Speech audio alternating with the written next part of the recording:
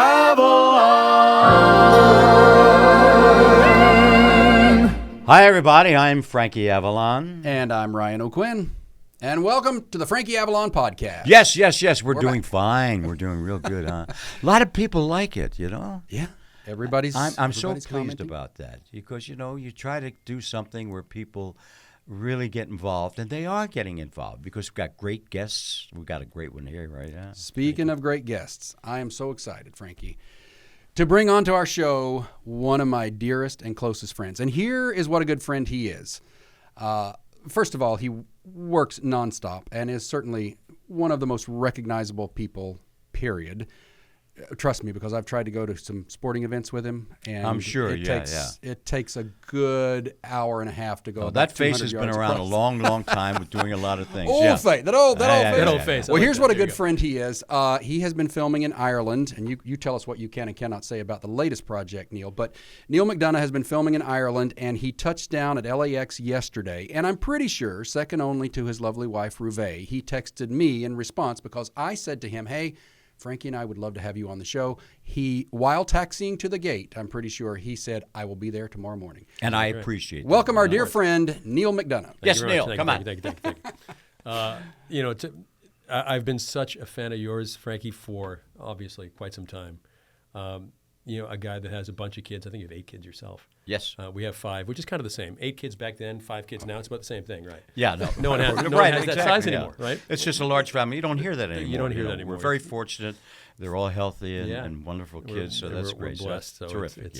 It's certainly nice to be here. And Ryan and I have become such great, fantastic friends over the last couple of years, and I'm blessed to be here. So thanks for having me. We're blessed to be, our families hang together and are good friends. Our kids go to the same school, and the kids that you still have in middle and high school. Neal has a couple of kids who are at university now. One of them is at Boston, so maybe that's a good place to start. Neal McDonough, tell us about Massachusetts. I mean, you've done over 100 films. I mean, you're rivaling Frankie Avalon in this crazy stat. You can't rival Frankie Avalon. You can't. You can try, but you can't. You can't. 100 films. That's a lot of films. More than 1,000 hours of television. You're on a barrage of. I mean, from Yellowstone to Suits to Tulsa King. I mean, we could go on and on and on and on. You, as I mentioned, are one of the most recognizable people. But coming up on the East Coast. Was this a pipe dream? Was it ever a dream? Where did the entertainment bug come from, and how did this all start? I think being the youngest of 6 kids, and I was a mistake kid. My mom said I was the greatest mistake she ever made. I came along 5 years later. Right. There was the big 5, and then I came along later. And my job was just to entertain my brothers and my sister. And if I didn't entertain them, they'd beat me up a little bit. Oh, sure. So I knew what a tough audience was by the time I was 3, and I knew how to turn the tears on. When they were beating me, I could get tears to come, and then they'd lay off me, and then I could walk away. I'm like, I got away with that one. But if I entertained them well and they were laughing, I just loved having an audience. So I think it was just a natural progression for me. It's all I've ever loved. It's the only job I've ever had is acting. Were you like that in school too? Yeah, I was a class clown. Did it get you in trouble? Though? Oh yeah, but it got me in trouble. But I was also not that kind of trouble. I was kind of a smart ass at times, but I became the class president and the class clown and. A really good athlete and played sports in college and thereafter. And big baseball player. Right? Yeah, I loved baseball. Baseball was really good to me. And it was sports or theater. And as a pitcher in baseball, you always felt like you were on stage. And there was something about that I loved so much. And the focus is right there on that pitcher. Everyone's staring at you. Yeah. You have to love it or not. And if you don't, then get off the mound. But if you love it, and there's an audience there, it was part of it. And I loved pitching. I just adored the whole thing about it. Or being on stage or in front of a camera. I'm not the most comfortable guy in the world talking about myself or small talking people. If you give me a dialogue or give me a script, I can be a character. And right. I remember years ago I did a film with Al Pacino. It's called 88 Minutes, and I was the bad guy. Go figure. And I'm sitting there, I'm about to have a lethal injection because of these horrible things that I did. And in walks Al Pacino, and they have a heart monitor on me while I'm doing it. And I'm looking at my heart rate, and it's at 85. I'm like, wow, I'm excited. And then here goes Al Pacino, and we start the film, and we do the scene. And after the scene's over, I look at my heart monitor, and it's 61. I was like, wow. When I become a character, I just get lost in the role, where I am in that character, and where I just was, and who the character is, and all that stuff, that I forget about being nervous, because I can get a little nervous at times around people just having conversations. Like I am probably more nervous here having a conversation about myself than I would be if you put me in front of Sylvester Stallone on Tulsa King, where I'm just so calm in my character. Right. There's a freedom to that I had when I was a pitcher in baseball that I have in front of a camera. So it's. But a lot of people cool. are like that, Yeah, that, yeah. I think. I did a lot of films with, not a lot, but I did about 3 films with Don Rickles. Oh my gosh! Now on the set, he didn't stop. We do 12, 14-hour days with Don Rickles. Had everybody going crazy, But off the set, I would be with him. I'd take him to Lakeside, where I played golf, and take him. He was a different kind of a guy. He wasn't very talkative or this, that. But in front of the people, he had to have an audience. That's right. And he was hilarious, So I understand what you're talking about. Yeah, I'm the same kind of way. I mean, we'll bounce all over the place, but I need to ask this one question. You got to be in a film with my favorite of all time, a guy that, now that we get to do all these Western films that I've always wanted to do, that I've always aspired to, to be like. My favorite film of all time was The Cowboys. We're talking about John Wayne, of course. Mm-hmm. And you got to be in the Alamo opposite John Wayne. Oh, yeah. What the heck? I mean, you got to be in a movie with John Wayne. I know. Are you kidding? First of all, when I can sit back now for like a half hour. I mean, tell me about John. Tell me about Neal, when I first met John Wayne, see, they're already shooting in Brackettville, Texas, and I'm doing some touring around the country, singing and all the teen idols, that kind of stuff. So I get there, they're already shooting, so I get there, and they say, go, because he directed the film, produced it, and starred in it. And this was his passion. So they say, go in front of John Wayne now, because he wants to check your wardrobe, your cap, your this, that, whatever. I say, okay. And I walk in there, and there's the Duke. And I go like this. So he's a little taller than you? Is that what you're saying? He was slightly taller. taller. A monster. He was a monster, is right. I mean, he was 6'5", without the cowboy boots. So now that puts him up to 6'7". But I mean, massive. Yeah. I mean, a build like this. Now, he was tough, Neal. You've worked with directors that are tough or not, whatever. This was such a passion for him. If a horse wasn't in place, he went over to the horse and pushed the horse in his spot. You know what I mean?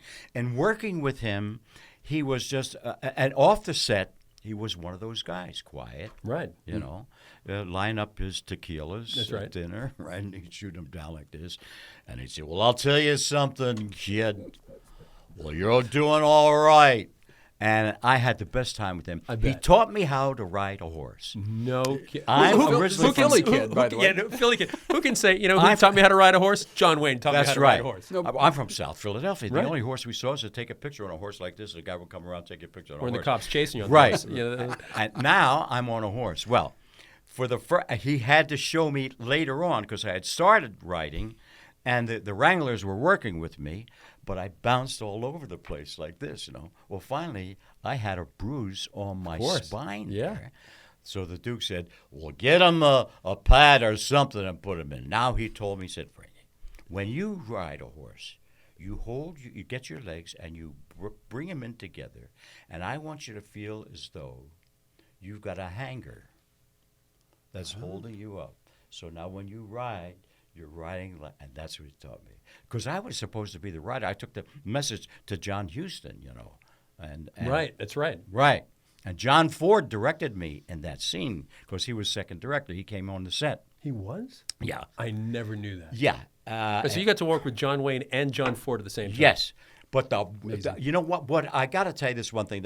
No, keep talking. I'm doing this scene now, and John Ford is directing me in this scene.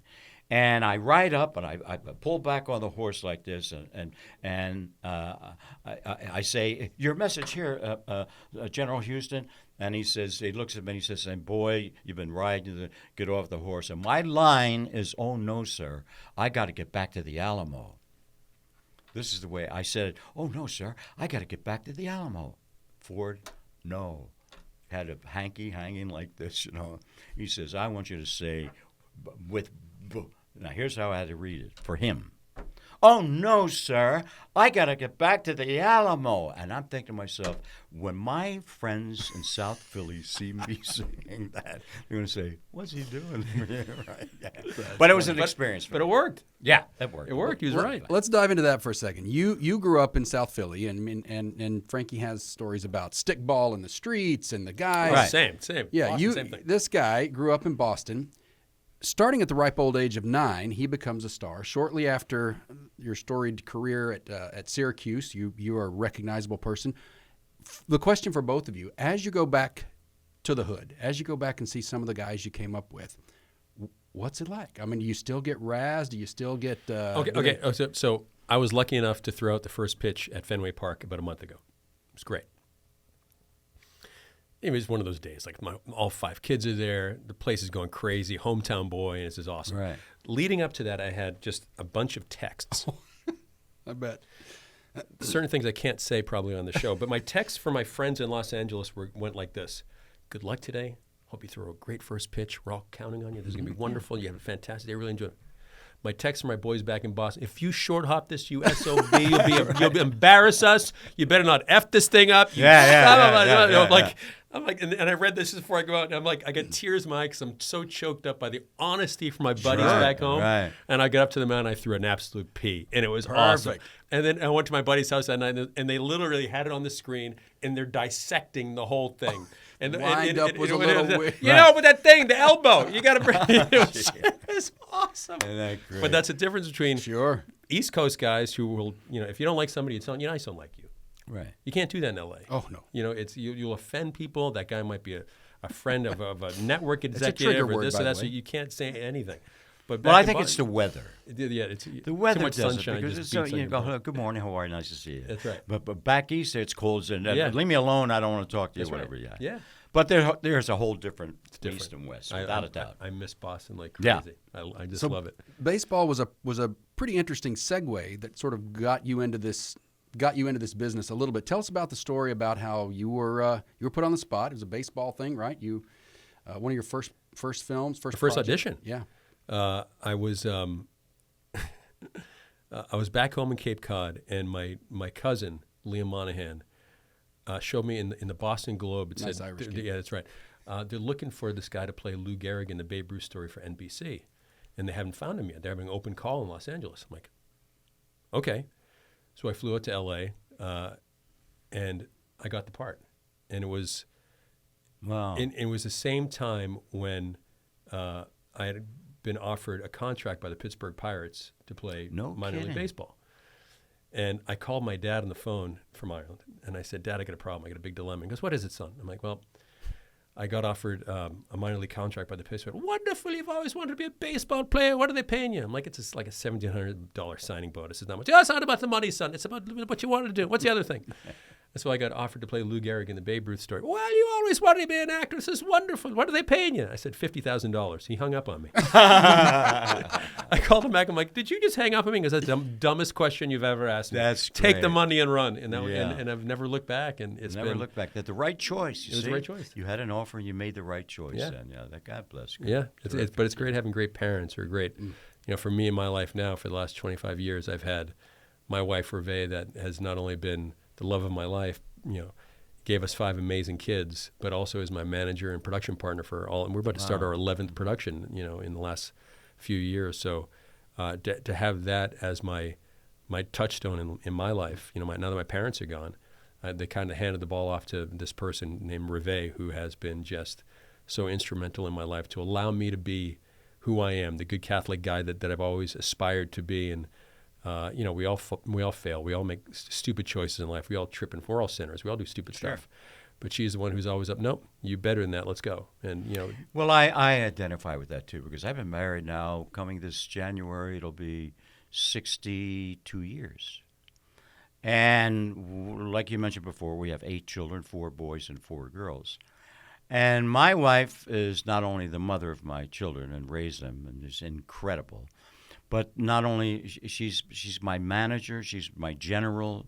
She's my pain in the ass at times. That's right. But you need that. But absolutely. Nothing is perfect, but you weather through the storms now and then. You love each other, respect each other, and that's what a good marriage is all about. And you don't hear that a lot. You, me, Ryan and Heather. You. Yep. How many guys can sit around a table where you and your wife work together like this? You and your wife work together like this. Me and my wife work together like this, and we're happily married and we're still kicking butt together. Yeah. That doesn't happen very often. No, you know why? People, no one has patience anymore. If there is a situation in a marriage where there's a conflict or whatever it may be, I'm gone. Right away. Yeah. Call your lawyer. Call your lawyer. They just dissolve it immediately. You got to work through things. We're back home in Boston. You just go to the Elks Lodge. Right. You have a few cocktails. You get over it. All right, honey, I'm back. Little outlet. Right. Sorry about that. It's different. I'd get in my car, pack my bag, I'd go around the block and come back. What am I leaving That's for? right, exactly. What's better than this? Nothing. Yeah. I heard somebody say one time the old adage of, I've been with you long enough that if you leave, I'm coming with you. That's right. Yeah, it's true. That's good. Heather and I are coming up on, in a couple weeks, it'll be 24 years, which, arguably in this town is like 100 years. That's right. Yeah. But speaking of your lovely wife, Ruve, Neal, Heather and I have had the pleasure of knowing you guys and getting to know your family really well. She is your right-hand person on a lot of fronts. In addition to being your bride, she's handling some career stuff. She's has taken on the mantle of being manager. And tell us a little bit about that. Let's dive in. You've said 3 years ago, I fired everyone. I got down on one knee and I said, "Rive, will you manage me?" Really? And that was it. And the last 3 years, my gosh, it's just been. Because anything that comes in, we're both looking at it. And where a lot of agencies, something will come in, you'll never hear about it. And I had a couple times where people would see me and say, "Why didn't you ever respond to that offer that we sent you?" I'm like, "What offer?" Well, that will never happen now. Rive's the gatekeeper, and everything that comes in, we see everything. And well, you're so right. If it weren't for my wife, financially, she saved me. Because when I was a kid from the neighborhood, not really educated, and they took from me, boy. I'm talking about the record companies. Everybody stole from me. When I married my wife, she looked at everything. She got rid of this. She got rid of that. She got rid of this. She got rid of... And to this day, she reads every contract that I have coming in. She said, "There's a clause here, this, that, whatever. You better straighten that out, whatever." So we have something in common, right, with our wife. Yeah. So good. You famously, Neal, drew a line in the sand about what you would and would not do on camera.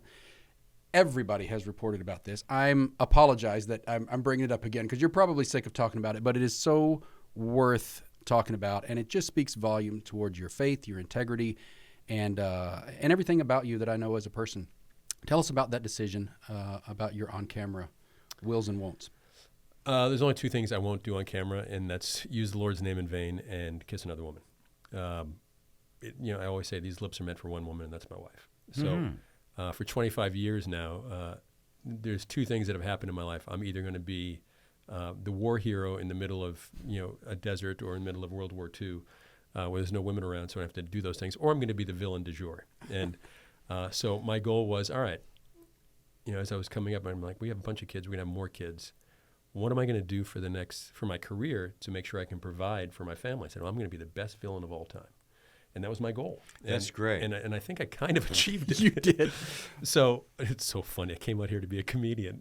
Oh my gosh. It just cracks me. So I infuse my comedy into my villains at times. At the most inopportune moment, I'll make the audience think, "Oh gosh, was that funny or was that really dark weird?" And now that I get to produce with Rive, and I get to write my own scripts, in producing with Ryan now as well and Heather.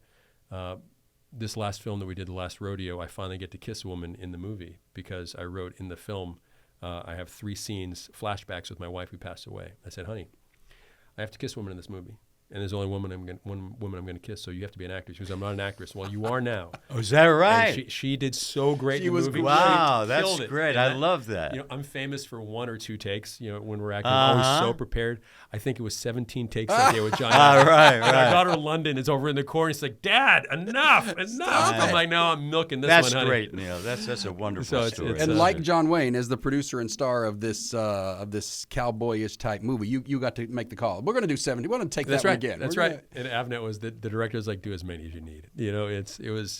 I finally got to the point in my life that I get to be the John Wayne. I get to be the hero in the film and kiss the girl in the end, and I get to kiss my girl. So I really did it. What steps you've made, Neil, Yeah. From the ball player to the actor now, to the producer, to the writer, to the star. Yeah. That's great. That's wonderful. I never would have thought at 59 years old this would be the busiest time of my life. Oh, and it's just been what a blessing. He has been so good to me, and my job, I have one boss in this world, and it's God, and I work as hard as I can to make sure whatever we do gives glory to him. So that's where we're at right now, and every once in a while I'll go back to do some villains because I know people love to see my villains, and I like to play the villains are just a lot of fun. But to play the heroes now is something I always aspired to, and I finally get to do it. That's great. That playing a villain. I never played a villain. Yes, I did. I played a villain.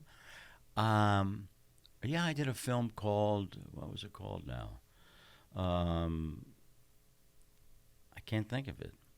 But I played a villain. It's great when you've done so many movies you can't remember them all. Check your own IMDb. That's right. Maybe I blocked it out of my head. Right. But I played a killer. Yeah. It's great fun. And nobody. And a funny thing, when this was offered to me, this director who directed Any Which Way But Loose, he was a good director. Sure. And I have a meeting with him, and I said, "This is a killer." I said, "Why do you want me to play a killer?" He said, "Because it's so different of a guy who is you don't think never see it coming, right? Never see, it's right. Yeah, becomes a killer." Now I start to think about it. I decided to do the role, and I said to him, "I've got an idea. In the beginning of the picture, I would like to change one thing." He said, "What?" I said, "I'd like to wear a baseball cap." He said, "What do you mean?" I said, "Look, it's the only thing that I do in my real life that I'm not recognized. When I put a baseball cap on, it's my hair that's recognizable." Seriously. Right. So he went for it. So in the very beginning of the film, until they get to know this killer, so I stayed in that character with the baseball cap for most of the picture. They want to take it off. At least they know that I'm a killer now. That's right. That's right. Yeah. That's so right. it really did work. That's smart. Yeah. It's a good plan. I can't remember the name of that. I'll remember the name of that picture. Neil said to me one. Sorry. It was called Blood Song. Oh, I have to see it now. I guess. Put it on the list. Yeah, it's on the list. Put it on the It's made list. Well, there's about 5 people that saw it. It's really a wonderful picture. Yeah. Neil said to me one time we were hanging out, and I don't mean to put words in your mouth, but one of the first good deep conversations you and I had, we were talking about that choice that you made about sort of drawing a line in the sand, and how your agents and your team was just head scratching about this idea, and you said something along the lines of, quote, "But I've made a good living playing the bad guy ever since." Yeah. It's been. I've been blessed. It's I don't like to.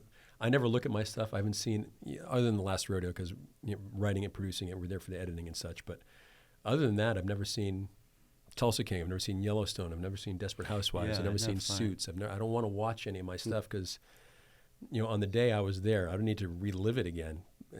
And I also don't want, as a method actor, I don't want to read any interviews either or read any reviews. We'll say, "I love when Neil did this," because then I might lean on that crutch into another performance. So I just want every character to be different, from everything. So well, now Ryan, you've done a lot of films, right?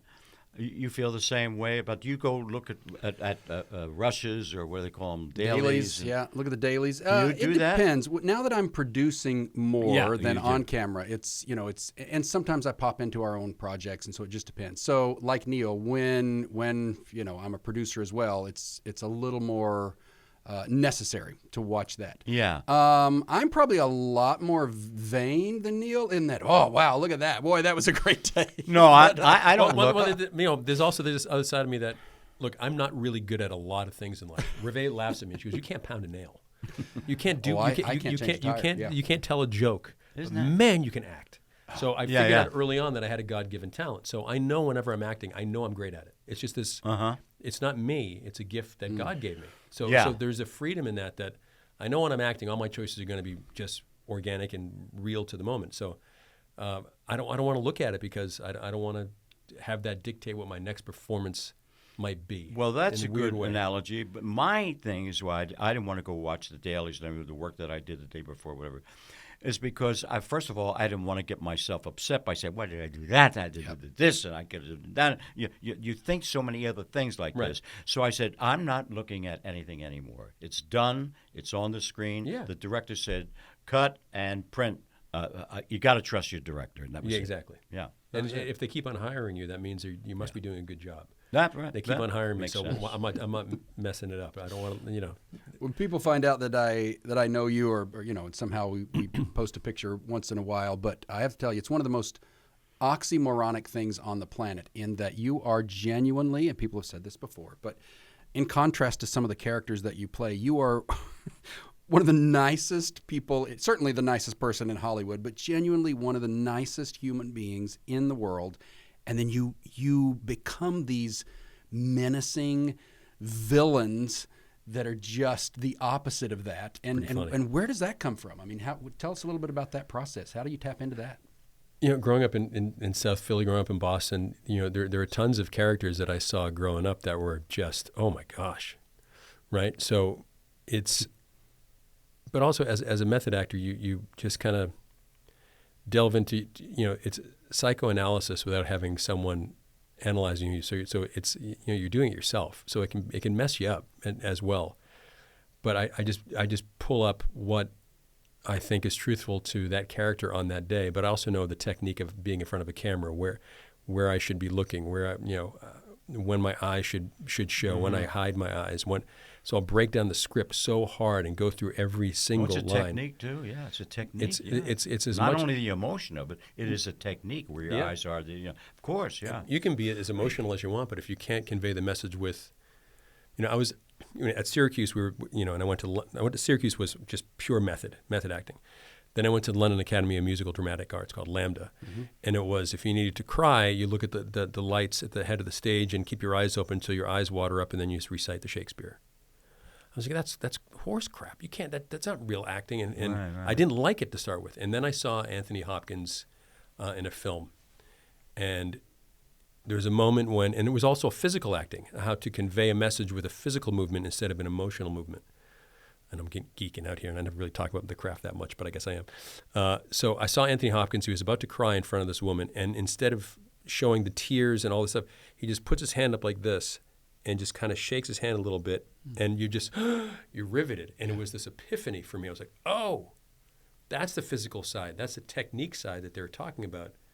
So when I met Anthony Hopkins, we did a film together called Red 2, and we would have breakfast every morning at the Dorchester Hotel in London, and would order kippers and toast. And he would pound through his food and just talking and stuff. And I'd be just staring, tell me more. Tell me more, Tony. Yeah. And he would tell me the stories about, he was also one of the guys who was very instrumental in me stopping drinking alcohol. I went through a tough time in my life, and I was just kind of leaning on alcohol to get me through it. And he could see how much I struggled and see where my thought process was. And he goes, the key to my life, to my success, was when I stopped drinking alcohol, Neal. And he let that sit. Yep. It's like, oh, he's making a point there. And then I met Mel Gibson, and we had the same kind of conversation. And about a year later after that, my dad died. And I hit the bottle extra hard for about a month. And then after that, I just said, all right, there were some signs from guys along the way that I probably shouldn't be doing this. So I said, I'm going to give myself a little time off from this. And I had Reve there with me, and she walked me through it. But that was one of the hardest things I ever did. And the 10 years that I've been sober now, you look at the 10 years of my career before that, which was fine, but you look at the 10 years ever since when I said, I'm going to just get closer to God and start doing the right things. And everything that I do, my life has just exploded with so much positive things and wonderful things because I listened to those guys as much as anyone, and to have Reve on my side to help me get through that situation made me really focus on who I am and how I can be the best version of me possible as a dad, as a husband, but as an actor as well. Well, it makes a lot of sense to me. God. Yeah. Amen. The beginning, the middle, and the end. Come on. But back to it, the physical. Right. Now I use the physical. I understand the physical movements of acting in front of a camera, along with the emotional side. So, thank you for sharing that, by the way. And you're right. It's it's great to be surrounded by accountability partners across the board, whatever that looks like. And you and I have talked about this a little bit before, but when you have an apostrophe in your name or you have a Mick in front of your surname, I would suggest that there's some it's in the blood. There's some history there that we have to be really cautious. Shooting over in Ireland for this film that we just produced, and I played Jimmy Stewart's dad, and it's a small time in Jimmy Stewart's life. But to be back in Ireland, where there's drinks everywhere. It was great because I love Guinness Zero. It doesn't have any alcohol in it. And they have Guinness Zero on tap now in Ireland. Oh, my gosh. So sitting there with Regal and Rivet and Kasha, his girlfriend, fiance, and we're sitting there. It was great to be in Ireland with a pint of Guinness that didn't have any alcohol. And I was like, oh, this is great. But it's, I'm in a really great spot in my life. There's so many things coming around the corner. And I know there are some things that you legally and technically can and cannot talk about. But if you care to share, what are some things that are around the corner that we can expect from you, either production-wise or in front of the camera? Yep. Coming up soon. The next one we have, Rivet and I are producing. It's a movie called Exalted, where I play this schizophrenic guy who's half the time this nutbag, and the other half of him is this guy who's trying to prevent this nutbag from doing horrible stuff. And it's this great character study, in which I'm really looking forward to. Then after that, I go into another Western with Zach Levi and Tommy Lee Jones called The Angel and the Bad Man for Angel Studios, the company that we work with. Then after that, I just got this amazing script, this offer yesterday that we might plug in before we do a film that I will be co-producing with the gentleman who's sitting right next to me, called A New York Minute, that John Avnet, who directed The Last Rodeo and Fried Green Tomatoes and Up Close and Personal, all kinds of great films. He's going to be directing it. And then after that, we go into a Western that I wrote called The Wicked and the Righteous that we'll be also working on together. So we have a very full slate for the next several months. And well, that's great. Yeah, but let me ask you this: when are you going to play golf? That's the problem. Yeah, that's what Frank. That's why I have a simulator in my garage. Oh, really? Yeah, because I can't get out to the course because I don't have enough time. So by the way, we just learned that you guys are neighbors. So maybe this is an invitation. That's for you right. To come over Yeah. I got to get you out there. Yeah, got to. And you are a player, and your son, I understand, is really a great player. Morgan's a beast. He's 6'5". Wow. He just launches golf balls, but he's got great touch as well, and he's at the University of San Francisco now. So and you got to have the mentality. You do. All these things that are part of being an athletic and an athlete, but you got to have that. There's something that nothing bothers you. You've just focused like this, and he's got it. Morgan's always kind of been that way all his life. That here's the kid on my 50th birthday 9 years ago. He was probably, 11, I guess, 10, 11, yeah. He would average 25 points a game when he was 11 years old. He goes, Dad, it's your birthday, so I'm going to go get 50 for you tonight. I'm like, dude, stop. You're not going to get 50. So just don't put that in your brain. There's 8 seconds left in the clock, inbound. He gets the ball. He comes up the court. Dad, how many points do I have? 47. Okay. He comes up the court, does a fake, gets back three-pointer, and swishes a three-pointer to make it 50 on my birthday. But he's that kid. He's like, all of our kids are just great. They play so many sports, and we make sure that our kids are playing sports or on stage or dancing, so they're in front of people to create confidence in themselves and discipline by sticking to a sport or sticking to. Our daughter London is just this great dancer, actress. And all your kids are not around you, huh? Three of them are still in school here. And 2 are in college. Okay. But they've always been in sports. Our oldest daughter, Catherine's playing volleyball in college, and they've always been in those pressure situations, and we've worked on it in the backyard. Okay, you get 3 seconds left. When are you doing this? Okay, the game's in the line. What are you going to do? Let's see if we can throw a strike here. So, Rivet and I are always trying to motivate them and keep them in that pressure cooker situation. So when it comes to those pressure in college or in sports, but later on in life when they have a career of doing whatever or being a parent, that they don't fold under the pressure, that they've dealt with pressure their whole life without being too hard on them.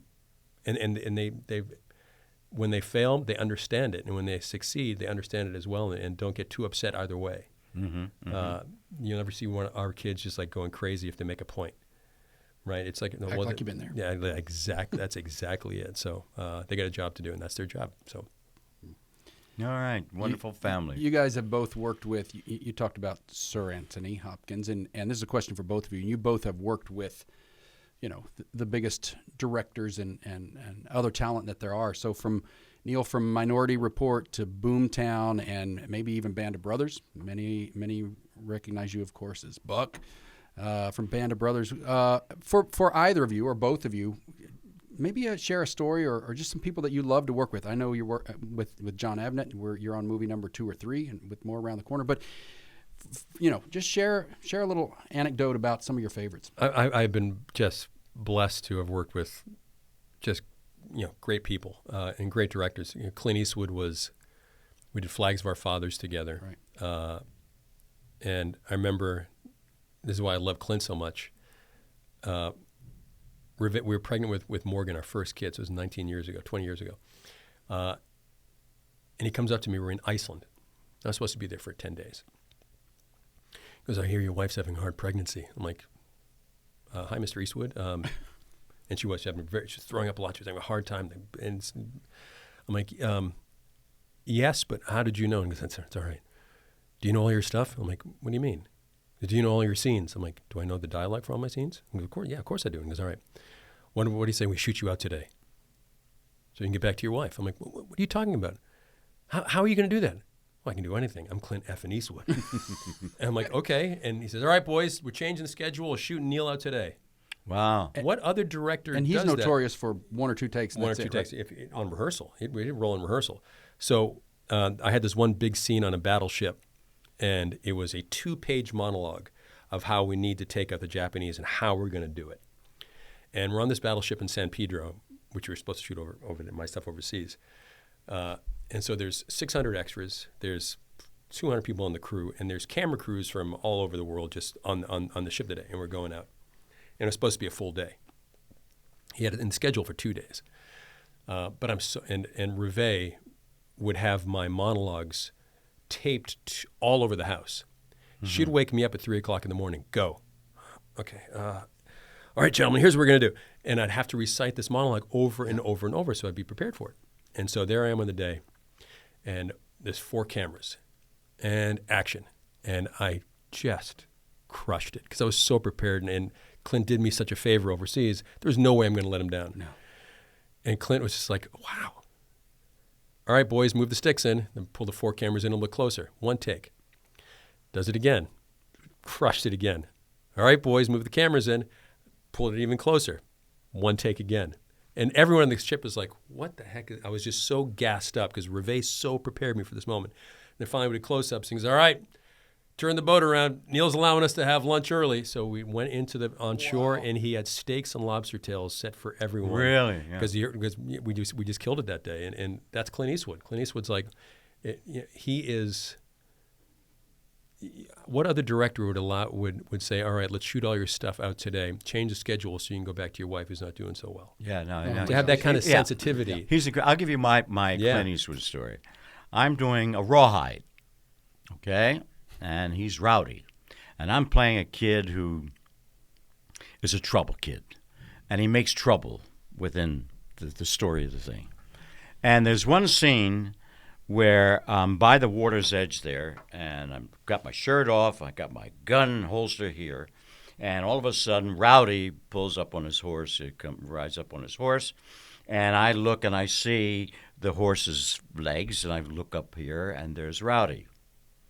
And he says some dialogue to me, whatever it may be, and he's getting off his horse. As he gets off his horse, I reach for the gun. He stops me at the gun, and he goes like this to the director. Cut. He said, let me ask you something. Now, the next scene that goes on from there is a major fight. Fist fight, falling over in the script. Clint Eastwood goes to the director. Frankie, come here. Stand next to me. Oh, no. Oh, no. Uh-huh. He's 6'3", 4 now with the shoes. I'm 5'6", 5'7" with my heels or whatever it may be. He said, I can't do this scene. my audience will not believe that I could beat the hell out of this kid here. He said, I got an idea. So the director says, what do you want to do? He says, as he reaches for this gun in the holster, I get him, I take him, and I throw him in the lake where we are. I go after him. He now is flailing like this, and I take him by the hair, and I put him down like this, and I look around like this, and I lift him up again, and he's going like this and can't breathe. Back down again like this, and he's up again. That's how he made that scene work. Wow. Yeah. What other actors would allow that to happen? I know. No, nobody. Because every actor wants to look like the hero. Yeah. But he was the anti-hero. Yeah, He right. knew That's what right. his audience was. Mm-hmm. So smart.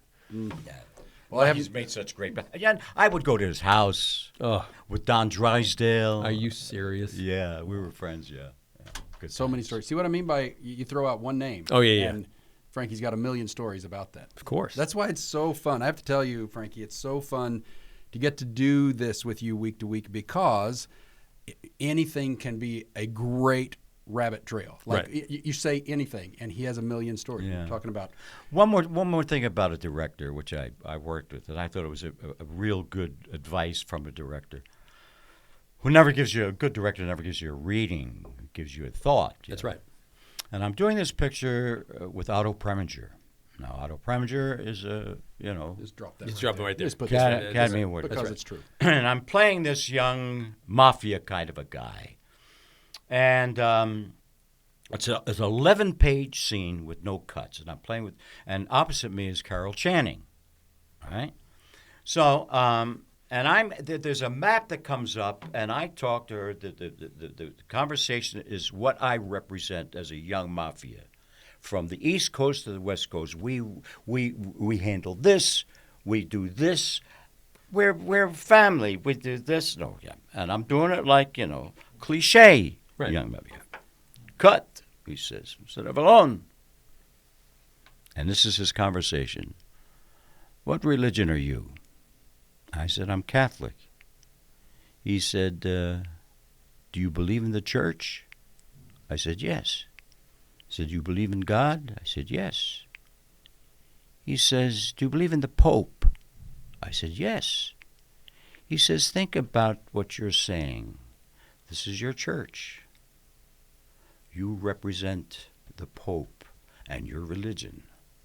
And when you play this scene, put that in your mind and your heart.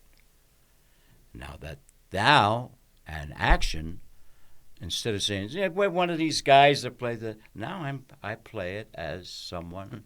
Wow, that's this is great. So, yeah, What a it was note. good advice, a good direction, Otto Preminger does those things. That he would, That's for right. sure. That's right. Gosh. Guys, this has been unbelievable. Neal McDonough, a true friend, thank you for coming on to our show. Yeah, Neil, course. thank you so much. We'll be playing golf. Yes. we Huh? Golf. Yes, we will. We're gonna title the this neighborhood, episode right. That's right. Two Irish guys and one Italian guy. That's Right. Pretty much what it's Good called. combination. That's Good right. combination. This has been so fun. One more time, I'm Ryan O'Quinn. And I'm Frankie Avalon, and this is our guest right here. Neil, you're the best. Thank you for Frankie. coming in. Thanks for having me on the show, fellas. Until we Appreciate meet it. again, may I say to you, if you ever run into someone who isn't wearing a smile, give him yours. Because the whole world smiles with you.